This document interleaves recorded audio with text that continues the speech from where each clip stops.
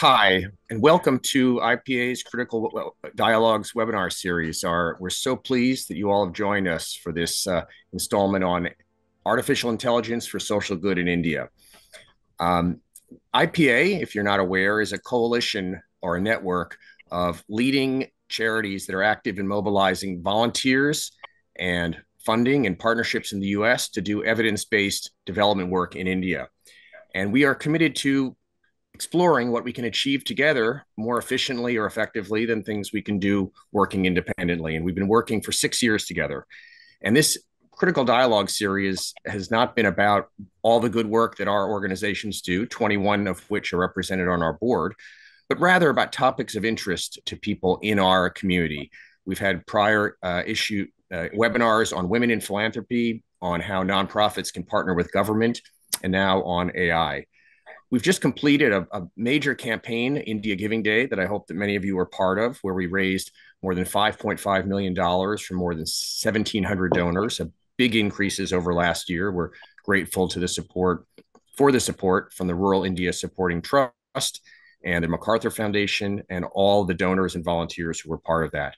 We're also about to launch, we've just launched, I should say, our 5th annual youth essay competition, where we invite high school and middle school students from around the country to write about philanthropy and how it can be used effectively in India. Please spread the word about that to youth who might be interested.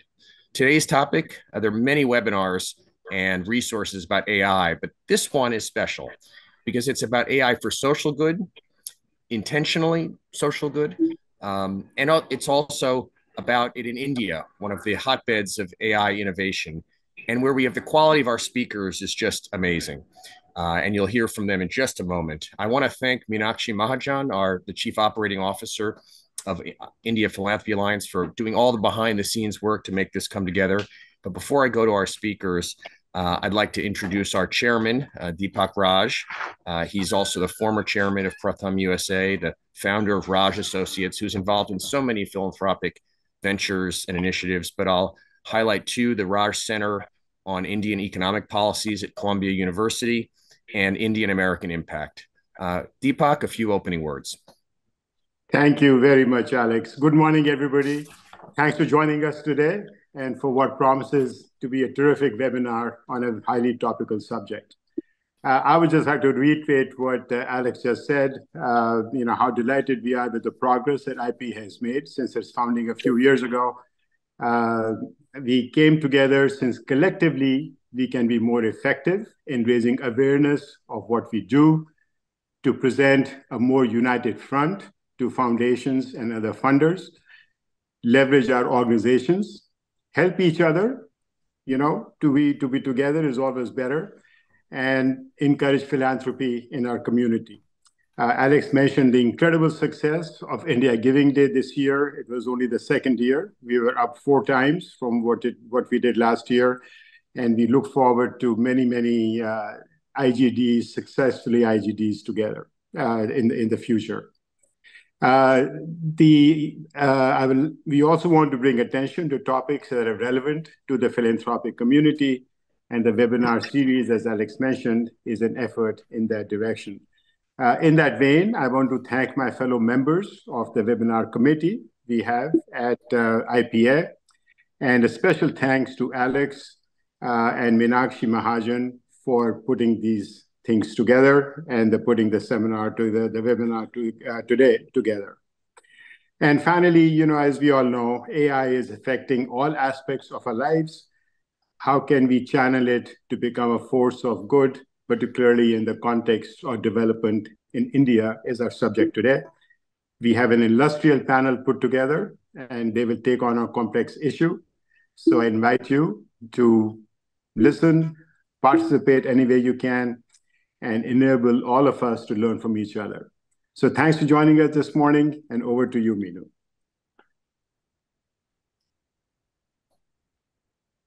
Let me thank you, Deepak. Let me briefly introduce Minoo, our moderator. She is the vice chair of IPA, president of the Foundation for Excellence, one of the 21 terrific organizations represented on our board. She's also the co-chair of IPA's Tech and Development Working Group. Minoo is a seasoned engineering executive with over 20 years of experience leading global teams to deliver innovative and differentiated enterprise software products and engineering processes. For her contributions to Silicon Valley in executive and professional roles, Minoo has been recognized with the 2018 YWCA Silicon Valley Tribute to a Women Award. Minoo, over to you. Thank you, Alex and IPA for this opportunity to moderate this webinar. AI for social good in India. It's a topic near and dear to all of us, and I'm really excited to hear from our esteemed panelists and experts in AI. Social good and India, all of them the work is focused in India, so it's very relevant for us. It's my pleasure to introduce all of them to you. First, we have Sunil Wadhwani. Sunil is a co-founder of the nonprofit which is dedicated in India called Wadhwani Institute for Artificial Intelligence, doing a lot of work to better the causes that we are about to talk about. Founder of Wish Foundation and founder of iGate Corporation. Sunil and his brother, Romesh Wadhwani, were named in Times Magazine's first ever list of 100 most influential people in the world of AI. Welcome, Sunil. Thank you.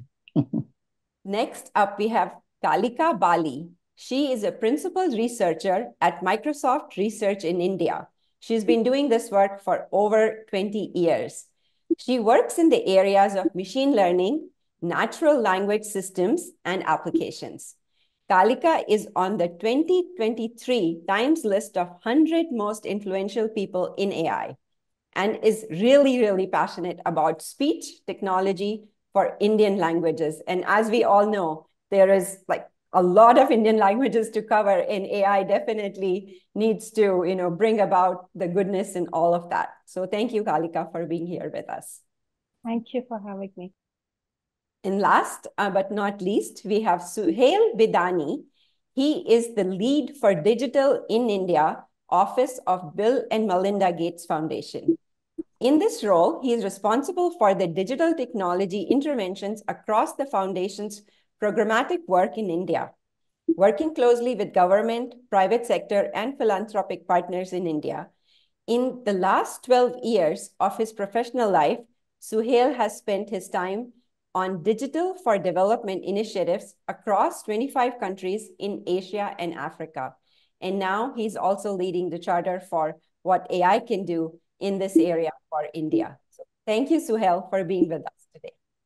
Thank you.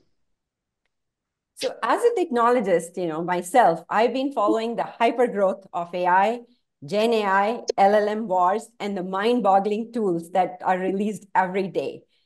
And it's very exciting time to be in Silicon Valley. It feels bigger than the era of internet, cloud, and mobile, and promises to be highly disruptive to economy in general. Perhaps, and how we relate to each other. I mean, we're just with AI coaches and chatbots. I mean, everything's changing every day.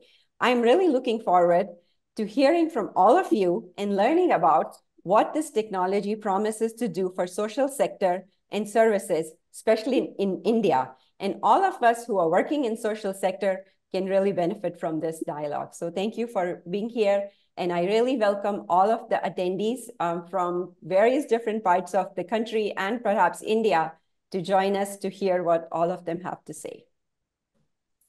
So my first question, and I'm going to ask questions which are directed to all of you. So whoever feels compelled to say first word and start the webinar, that'll be great. So India has seen tremendous growth in the digital sector in last few years. And it's led by the success of UPI. And a lot of us know about it, and we use it when we go to India, which has brought financial inclusion to millions of underprivileged people in India. And now India is making strides to bring success to other sectors, such as education, health, and agriculture. How do you see, and your organizations that you're operating in, see AI playing a role in this growth? Okay, maybe I'll kick this off. So that's a great question, Minoo. AI, as we know, as you said, is going to be a hugely disruptive force. Every sector, for-profit, non-profit, everything. Right now, though, a word of caution, there's a lot of hype, there's a lot of buzz about AI. It's breathless. And I suspect over the next year or two, there's going to be some level of disappointment with why is it taking so long for all of this great, the great prospects that we have with AI for disruption. Why is it taking time for it to actually get into practice? But as people within the AI field, and I think Kalika and Suhel, who are bigger experts than I am, they can certainly discuss this a lot more. But it's not just having the initial technologies, thinking through how it gets applied, it's having the right data sets, it's having the right governance structures for how you apply it, it's thinking of the right use cases. And for us in the nonprofit sector, the biggest challenge, I think, is not just how do you develop AI solutions that should help, but how do you actually get those deployed in the field at scale in a way that's sustainable and scalable? I think those are big challenges. And I think all of these issues will take 2, 3, 4 years to kind of work out. But long term, so short term, as I said, there'll be some questioning and some disappointment perhaps in the next year or two. But why is this moving slowly? But looking out 3, 4 years from now is going to be absolutely disruptive. As you mentioned, UPI digitization has made a giant difference in India. Financial inclusion is probably the single biggest factor now that's gotten several hundred million low-income families into the financial system. The government of India, to their credit, and I will laud Prime Minister Modi's leadership. He is a big believer in the power of technology to accelerate social development. He's a big believer in the power of AI to accelerate social development. In fact, when my brother and I launched our Institute for AI in India, and it's a nonprofit, and the idea is how do we apply AI for social good, Prime Minister Modi had come to inaugurate it, and he made this brilliant speech where he said that we may be behind the rest of the world in applying AI for commercial purposes, but we can be the global leader in applying AI for social good. And he's putting his money, etc. So in fields like healthcare, education, agriculture, the government of India is in the process of developing data governance standards. In healthcare, for example, about 3 years ago, the government of India set up something called ABDM, the Ayushman Bharat Digital Mission, to develop data standards in the healthcare field, registries for healthcare providers, registries for patients, facilities, and so on. And now, for the first time, we have this data governance framework. We have data sets that we can use on which AI models can be built. And that, I believe, is going to dramatically accelerate the application of AI in healthcare. Similar things are happening in education. Similar things are happening in agriculture, in skills training. So I think we're at the very early stages of a revolution, truly, that's going to happen in these fields. And that will, I believe, really transformatively accelerate fields like healthcare, education, and so on in low-income communities, not just in India, but in the global South. Yeah, absolutely. Thank you for that. That setting up the stage beautifully for what's to come ahead in this panel discussion. Suhel, Kalika, would you like to say a few words on this? Yeah, I think Sunil covered a lot of things. But before I get into that, I just wanted to reflect back on some of the introductory remarks that were made. Well, just on my introduction, you talked about my experience in the organization I work for. But given the topic that we are trying to have a discussion on, I'll try my best to be representing the 500 million odd people who roughly is about 40% of the bottom of the pyramid from an economic strata standpoint. Because I think that realization on what Sunil also talked about in terms of the cautionary, or, cautionary optimism, if I may call it, is also about what is the foundational layer that exists today, right? And I think that's where the real opportunity as well as the space for pragmatism has to be brought in. So, and sorry, one more remark you made that Silicon Valley is very exciting. I can assure you it's more exciting in India right now for two reasons. For the fact that, and we often talk about it, that India is like the use case capital for especially AI for social good. We have all kinds of problems that we can start experimenting on. True. And more importantly, I think over the last decade plus, we've set the required digital public infrastructure for us to really leverage the opportunity. And again, I often say this, that we should look at AI from a pre-chat GPT and post-chat GPT era. People are already trying to leverage artificial intelligence and machine learning, but the fact that large language models have opened up many more opportunities, uh, I cannot agree more that I would be very, very optimistic about the space that we are looking at from solving some of the core problems that we have. But just that some additional work is required to set the foundational layer from a data standpoint, from a governance standpoint, and also in terms of just how do we look at what is responsible or ethical use of AI, right? And it's Yes. a hotly debated topic at this point of time. My only request, rather than, not here to preach anything, but the request is that we should be cautious in terms of where we are trying to put in these efforts, and at the same time engaging with the target beneficiary segment that we are doing this for. I think many times we tend to think there is a great idea out there and it's worthwhile to do it. Either we completely miss the context, uh, which will apply in for those target beneficiaries, or, and Sunil alluded briefly to that, not work closely with key government stakeholders right at the beginning, because there is no point of having a great idea if you cannot scale it, right? And I think for that scale, it's important that we work and engage with key government stakeholders, because they are, end of the day, core service delivery pathway available for the target beneficiary groups that we work for. Makes sense. Makes sense. Yeah, I'll pause here. I think Kalika can tell from her experience what all more is required for us to really leverage where we are. Yeah, so I completely agree with the cautious optimism. Totally on board with that. In fact, I would like to, take a step back and, relate a story about another very disruptive technology, which is electricity. So electricity was discovered, and the electric bulb came about 150 years later.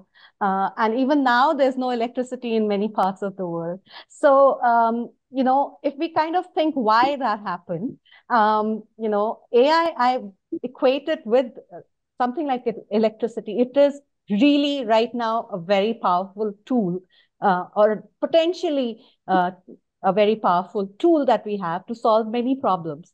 But we need to figure out how that goes into creating that electric bulb, that goes bing and produces light, as well as how we can have it reach every corner. And, like Suhel said, and like Sunil said, that, we really have to contextualize this. We're talking about population scale and scaling things all the time, and we have to. Otherwise, there's no use putting this tool in the hands of a few. But when we scale, we have to be aware that, doing a very grand, homogeneous population scale effort, the keyword there is homogeneous.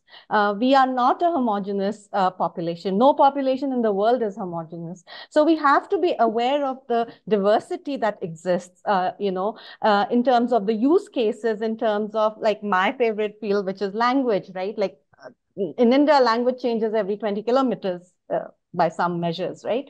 So how can we, address the diversity and still scale with the power that we have, potential power of these tools? And, like, I'm quoting Kentaro Toyama here, a technology is only an amplifier, right? You can use any technology, including the most powerful one that we have right now, to amplify human efforts.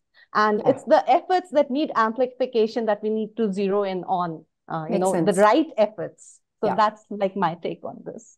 All right. Thank you. Thank you, Kalika. So we're going to move on to the second question. So AI is as good as the data it must operate with. I know, Suhel, you mentioned about, the data relevancy. Kalika, you also mentioned about, every 20 kilometers, the geography changes. So what can we do about it? What are your thoughts on the accuracy and challenges with this data for ultra-fragmented social sector services? I mean, India has, 3 lakhs nonprofits, and all of them are operating individually, many of them in fragmented fashion. How do you see this changing as a result? And what's your guidance to all of us in the nonprofit sector to deal with this challenge? I can go first. Two things. One, without any doubt, data is important to just train these models, or how do we leverage the emerging technology, just not restricting it from an AI perspective. Excuse me. But I have a feeling that, that is a easier one to solve for. I mean, at some point, we'll have adequate amount of data. The sheer amount of digitization push that Sunil talked about, and completely agree. I think the current government is very, very bullish on driving not just a digital first approach, now an AI first approach, right? So they're very conscious on the importance of data being there. I think the larger challenge is one from a pure regulatory perspective and policy perspective. Who's going to put that governance layer? What is it going to entail? We're still waiting for DPDP rules to be out, but I'm sure there'll be some implication. We believe that India will take a slightly more liberal approach versus, let's say, the EU, but we'll have to wait what happens. That's one part of the story. The second is going back to the earlier point I made around the ethics and the responsible part that we have. How do we look at an individual's data being captured, and are there unintentional consequences of having access to that data? And I think, at least from a not-for-profit sector, philanthropic community, there has to be almost our own self-guiding principles on how we are going to deal with data that we collect or we support collecting. That's one part of it. Second, how do we ensure that these silos that you talked about, and it's a fact, right? I mean, this is a massive problem we have. We have massive amount of fragmentation when it comes to data sets available. You'll find all kinds of data sets across the country today, even with different organizations. Is there a way we could bring it all together? Ideally, in a strong governance structure that the government puts in, and I'll take Ashni as an example, and I'm sure Kalika can add to that, where there's an effort going on by the government of India, at least from a language perspective. How do we look at all the 22 languages, at least official ones, and get people to contribute to Bhashni? There is a lot of data that is getting collected. And I think that's a responsibility that we all need to own up. If, as Gates Foundation, we're issuing a grant to somebody which may entail collection of some voice data, I think it's my responsibility to ensure that, as one of the clauses within the grant, we make it very clear that you ought to contribute everything that you collect to Bhashni as well. That's the way we will slowly build this up, right? But that guidance has to come from us. Nobody's going to tell us, hey, please do this. So this community attending, I hope that one of the call to actions is that we are going to ensure that this happens. And we contribute it back to one repository which has a strong governance in place. And pause. I think Kalika, just like some relevant examples to the nonprofit leaders and others who are in the audience would be very helpful.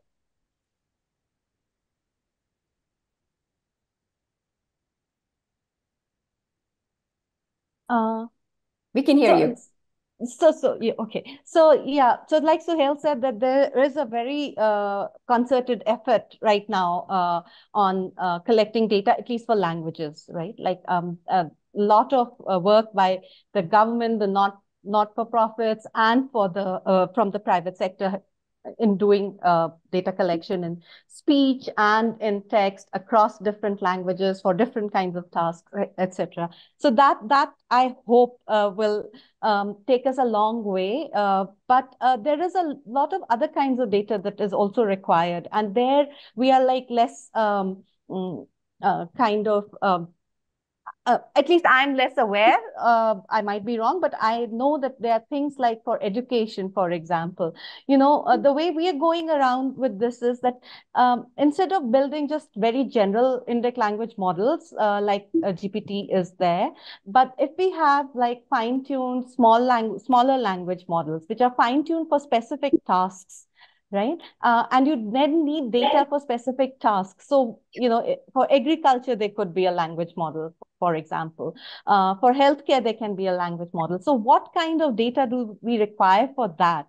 And as far as I'm aware, with the initiatives that I'm a part of, this kind of domain-specific data collection requires expert input. Right? We need people who are working on the ground to talk to people who are collecting data, who are building models, to make sure that that data, pipeline is absolutely strong and clear, and that's good. taken care of.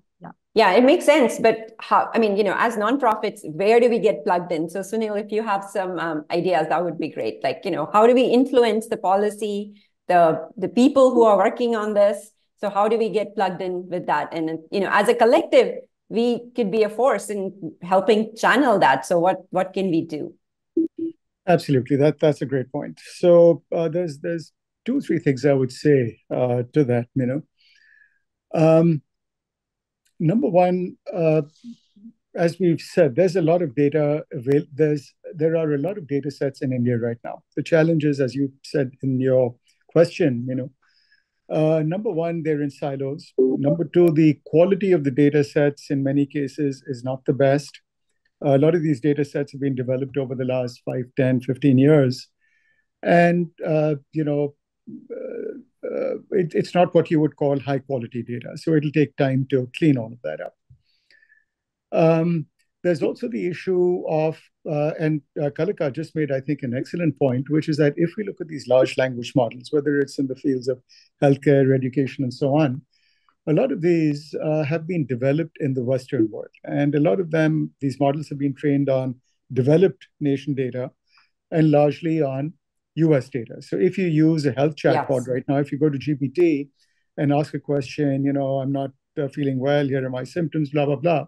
Yeah. It'll give you responses based on having been trained on US data.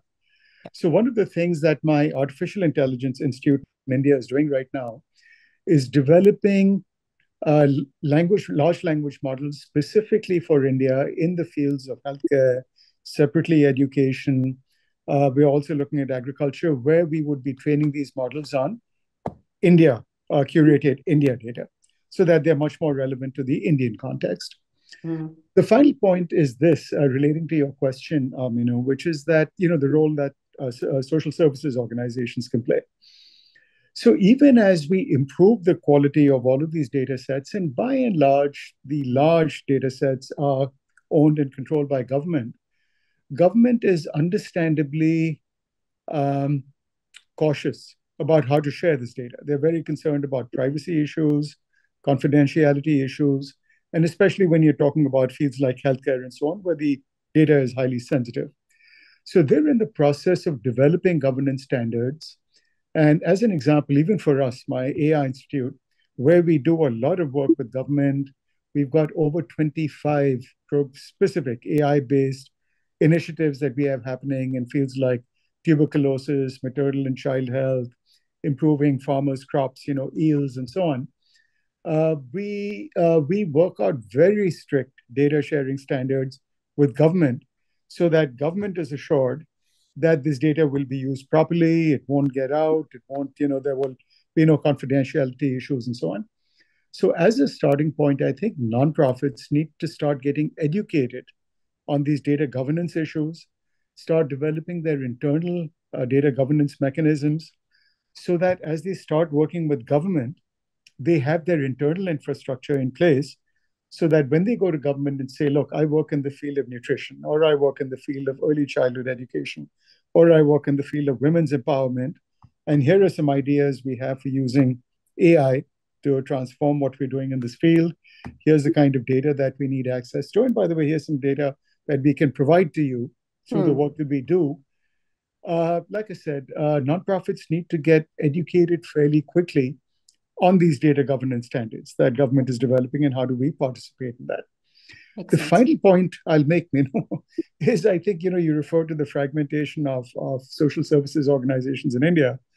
And, there's over 3 million organizations, of which, as you said, about 3 lakh, maybe 300,000 are somewhat organized nonprofits. As you said, it's a very fragmented sector. So to me, it's a broader issue. It's not, data is an issue. But setting aside AI, setting aside data, if there's some way that the nonprofit sector in India can find to be a little bit more collaborative, to develop more partnerships, to work together. I mean, I'm guessing that just in the field of healthcare, there's probably 40,000 or 50,000 nonprofits in India. Virtually each one is operating independently. Yeah. And just the way that IPA, the India Philanthropy Alliance, under Alex's leadership and Deepak's leadership, it's 20 nonprofits that have come together here. And although we are not yet collaborating on a programmatic standpoint, but I think IPA is doing a huge amount of good work in terms of knowledge sharing between these nonprofits, best practices, what's working, what's not working, what challenges are you facing, what lessons have I learned that might be helpful to you. I think IPA provides a huge amount of value in that regard. I don't see anything quite like that in India. And I think that's the broader issue that we need to try and deal with. How do we get more collaborative so we can have much larger impact working together? Yeah, thank you, Sunil. Well said. I think the collective of nonprofits in IPA and the ethos of IPA should help us get to this next stage of sharing and data sharing and best practices sharing. So thank you for that. Thank you, all the panelists. I'm going to start taking some questions from the audiences. I know I have like a lot of questions here. So the first question that I will ask is from one of our members who has joined our webinar.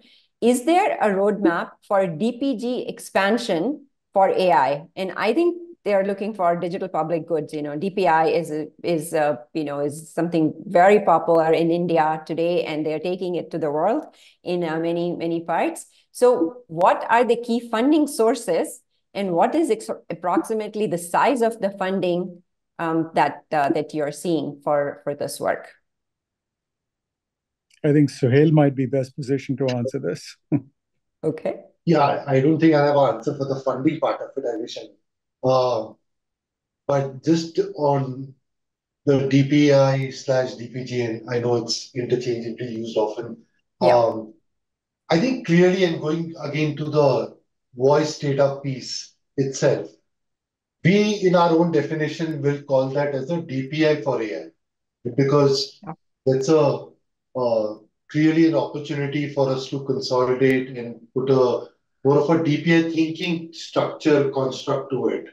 So that everybody can start leveraging it. But that's just one such opportunities that exist today.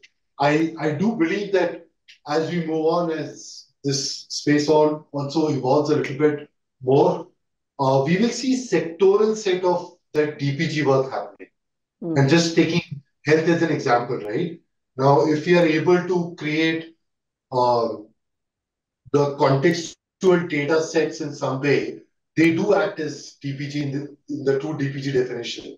If we are able to put it out for researchers, obviously taking care of all kinds of requirements around anonymization, privacy to be maintained, etc. But just imagine I could get the chest X-rays that have been taken across all the labs in India and put it all together, right? It's clearly a huge opportunity for not just researchers, for startup community, for not-for-profit backed tech organizations wanting to solve for problem statements that exist around screening. And I'm not just taking TB as an example, which to a certain extent is now proven its efficacy. But even going beyond that, right, there could be so many more things. Some of you may have seen some very exciting announcements by Microsoft around what we can do with the imagery data available of the eyes, right? So just that potential is humongous, but we just need to get everything together, and those could be another set of DPGs that will emerge. And clearly, sorry, again, going back to, and I'll keep pushing the call to action piece, because there's no point everybody comes and discusses everything unless until we have a call to action. If we are able to, again, Sunil's point, collaborate in the areas that we are interested in as individual philanthropic organizations and say, okay, whatever we are individually collecting, at least let's put that together and then convert it into a potential DPG for others to use. That is of great benefit. Yeah. It's invaluable. It makes sense. So I'll go to the next question. And this question keeps coming back. And this was one of my questions also. So it says, we know AI is going to affect all aspects of life. I mean, we know that, lifestyle coaches are already there, very popular, but more are yet to come. Please prioritize what development issues you would like to see addressed first by AI and why. I mean, this question has repeated like 2 or 3 times in different fashions. So I just kind of summarize and take it. Well, I think there's a whole range of use cases. I'm not sure it's possible to actually prioritize them. So if you look at healthcare, you look at education, etc., I could list for each of them 10, 20, 30 very high impact, large scale potential use cases. So for example, in healthcare, one of the biggest challenges in the world is an ongoing issue with infant mortality that's too high, maternal mortality that's too high. And of course, the United Nations SDGs, the Sustainable Development Goals, say that by the year 2030, which is only 6 years away, we need to bring all of this down dramatically. How do you bring infant mortality down? How do you bring maternal mortality down? Well, most of these unfortunate and very preventable deaths occur during the process of childbirth or within 30 to 60 days following childbirth. So at my AI Institute, we've developed several AI solutions on how to detect well ahead of time which pregnant mothers in low-income communities are likely to have difficult pregnancies and difficult deliveries.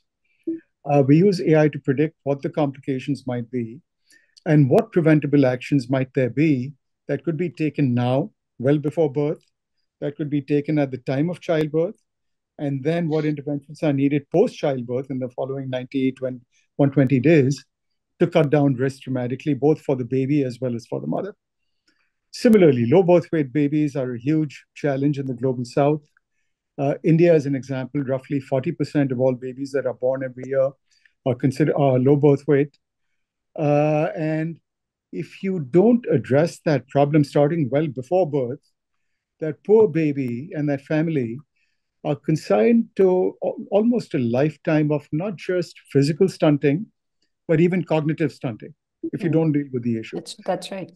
So we've developed another AI-based application on how to detect low birth weight very early on and what kinds of interventions can you make. Now, how do you prioritize this, right? These are all important. I can give you 5 use cases in tuberculosis. So what we do as an example is we work very closely with government in identifying what are the biggest use cases. So as an example, in India, we work very closely with the health ministry. We work very closely with the education ministry in Delhi. We work closely with the agricultural ministry. We work very closely with Niti Aayog. And we ask the ministries, what are your biggest priorities over the next 5 years in India? Which are your biggest national programs? And then we engage in a dialogue to see where could AI be helpful? Because there are many areas where AI may not make much of a difference. So do you have the right data sets? Is the problem amenable to being tackled by AI? And here's probably the biggest key to success or failure, Minoo, which is it's not just the AI solution. To me, that's almost the least of it. When you're looking at actually having large-scale impact on the ground, transforming lives of millions of people with any of these applications that I've mentioned. It's not just enough to, okay, here's our idea, here's the data. 6 months later, here's the AI solution. We found in practice through my AI Institute very often that goes nowhere. You need to think through upfront, even before you start building the solution. Number one, as Suhel mentioned earlier, taking the beneficiaries into account. And those are not just necessarily the final end users in these low-income communities. It's also the intermediaries. So for example, in healthcare, there are over 3.5 million healthcare workers on the ground in India who deliver healthcare to these 700, 800 million people in low-income communities. This includes community health officers, ASHA workers, Anganwadi workers, auxiliary nurse midwives. Well, how do we use AI to make their jobs easier? As an example, how do you exactly? So as an example, 6 months ago, the health ministry in Delhi said, look, we've got these 150,000 community health officers in India. They are the first point of contact for anyone who has a problem, a health problem in a low-income community. They're not doctors. They are not doctors. They get a little bit of training, and then they go out there, and whatever issue you have in these communities, it could be a fever, could be a snake bite, could be a broken bone. That's your first point of contact. So the government said, can you develop something, an AI-based solution to help these community health officers deal with these patients? So we developed an AI-based solution, which based on the 2 or 3 initial symptoms that the patient presents, it gives the CHO, the community health officer, a pretty good idea of here's the most likely diagnosis and here's the treatment plan. This just went into implementation a few months ago, and it's already being used for over 150,000 consultations every day. That's 5 million consults a month. So solutions like that, I believe, could be transformative. But the point I'm making is you need to think through upfront, not just the AI part of the solution, but you need to think through the deployment. Scaling, how will it get deployed, the scale? Yeah. As Suhel said, and I totally agree, government, if you want scale, you have to work with government, which means you need to identify the problem with them. You need to find internal champions who will actually help you develop the deployment plan. You need to work at the state government level to actually make deployment happen. You need champions there. And keeping in mind, this is government. So you might find a champion today who says, yeah, I believe in this. I think this is going to work. A year later, when you're ready for deployment, that IAS officer may have been transferred to some complete different assignment. You're working with someone new. So these are the challenges, the actual practical challenges that happen in deployment. But all of this needs to be thought through up front. Otherwise, you end up with a whole bunch of AI solutions that sit there and really don't change anyone's lives. Yeah, makes sense. Makes sense. I think I think a couple of things you said, really notable. Like the solutions we come up with need to be relevant. They need to be working with government, not only to deploy, but also to incubate them, right? In the first, how do you start from that? So thank you. Correct. Thank you for that. Suhel, sounds like you're raising a hand. So please just take a quick 30 seconds on just adding to what Sunil said. One, I do believe very strongly that there are so many people in organizations who understand the problem areas that we are trying to solve, whether it's health, agriculture, education. And there is a strong theory of change also, which is based on data evidence over a long period of time. I think just getting those experts in, not experts from a technology perspective, but just the people who are working on those respective domain areas or social sector areas, to first, what is that long list that has potential high impact based on the theory of change that has been developed over a period of time?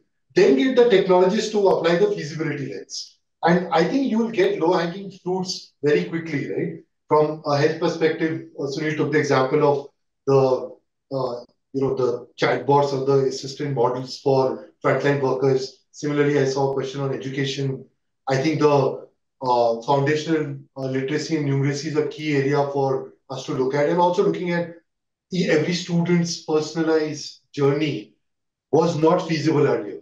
Today, it's very much possible leveraging AI. Right? You could literally create every next day's assignment based on what the student did today, which was not so easy to do earlier. So we just need to get some of these other folks into the conversation as well. And we should have a quick list of feasible use cases that we can start with. That's a great idea. I think, as a collective, we probably can, put our heads together and just say, like, where are the challenges and start from that. So great input.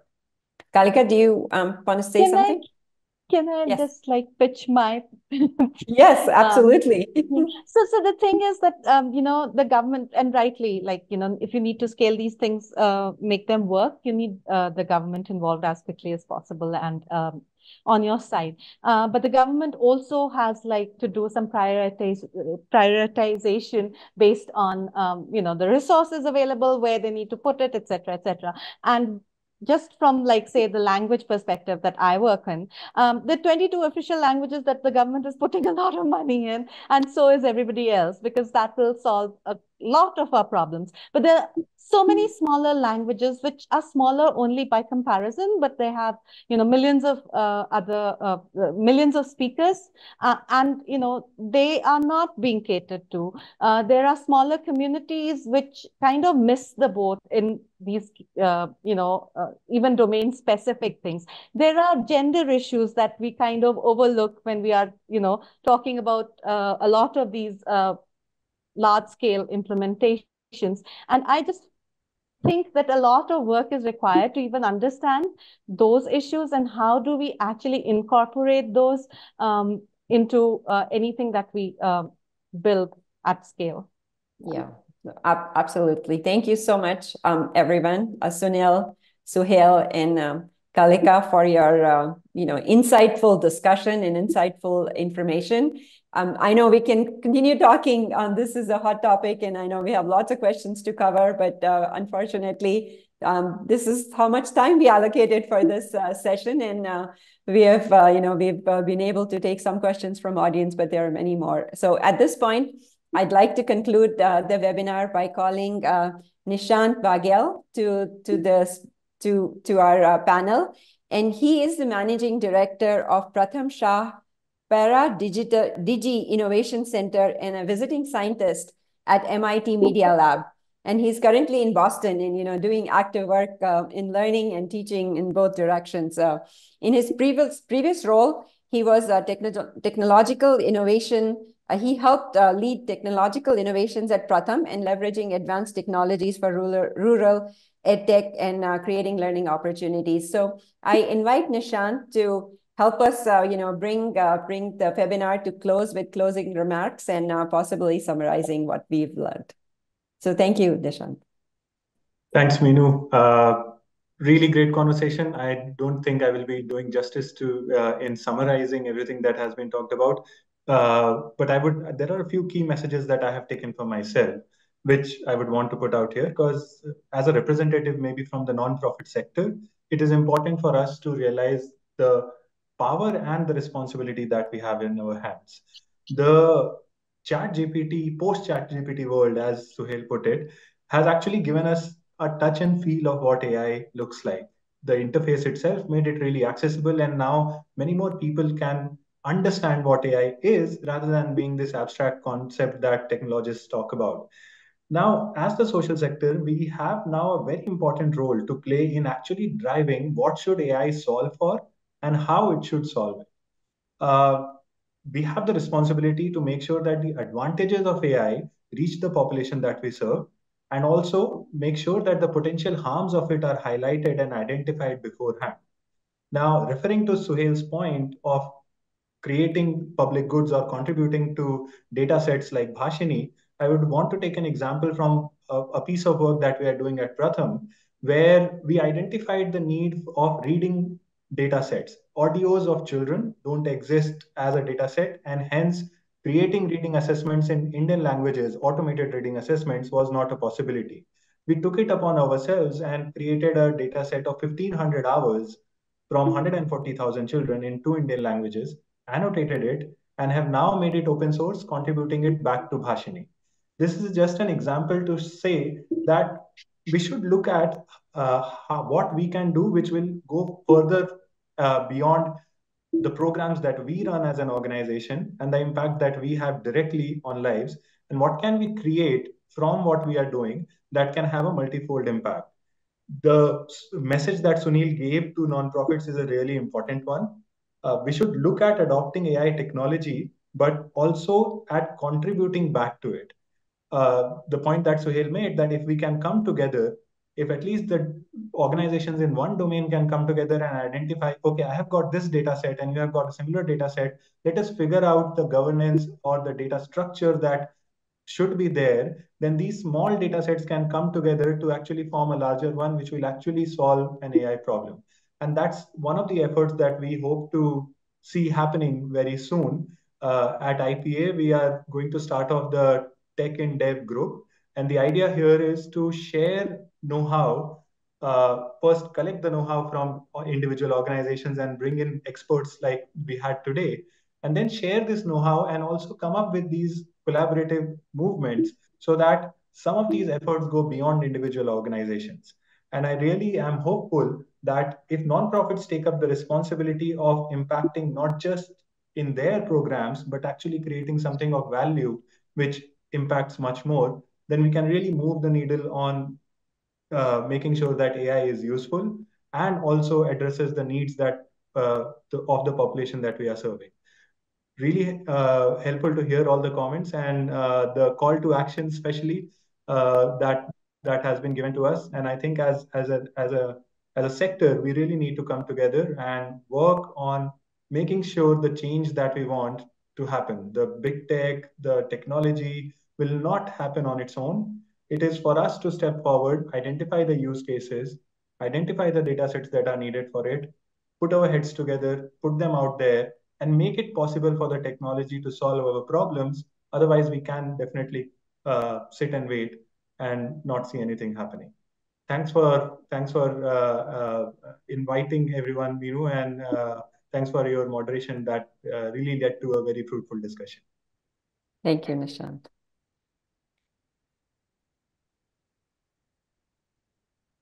All right. Thank you, Minoo. Minoo, anything more you want to say, or do you want me to just no? Yeah. Please go ahead and close. I have a million things in my head that I want to say, but I have to hold myself. Well, wonderful job. I want to thank the participants.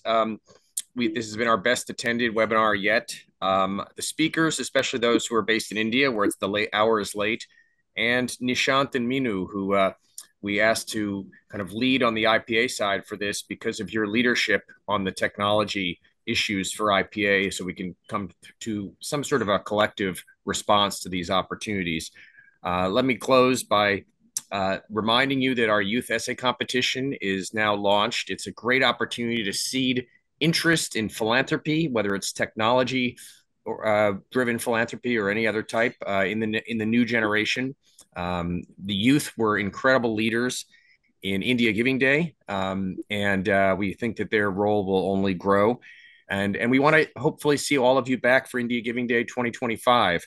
I would be remiss of me not to say that it was Sunil Wadhwani, one of our featured speakers today, who stood up at a meeting in 2018 and inspired me and many others to think about a breakthrough in India, in American philanthropy to India, and in Indian American philanthropy in general, that I think we're still responding to, and India Giving Day is one of those responses.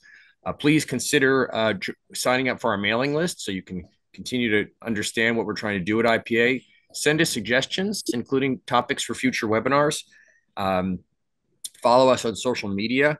And if you're a technology expert at an India-focused, at a charity, a nonprofit that works in India, or if you're a funder who works in the India space, let us know. There might be a way for you to contribute to this technology working group that Nishant and Minoo and Meenakshi and a few others have played real leadership roles in. But we're so grateful that you joined us. Lots more coming up as the year progresses with IPA, and just wishing you all big impact and a great rest of the year, and we'll see you again soon.